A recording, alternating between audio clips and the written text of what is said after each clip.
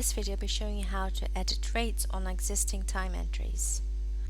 Old time entry rates can be updated with new rates and batches to save time and prevent missed entries. Click on Time, Settings, Rate Changes tab. Now under this field, the matters, specify all matters or select as many as needed. I'm going to go ahead and do all matters. And then we have the date range. You can leave this blank if you do not want to restrict the dates, or you can specify the dates. And then you can choose to include time entries where rate has been overridden.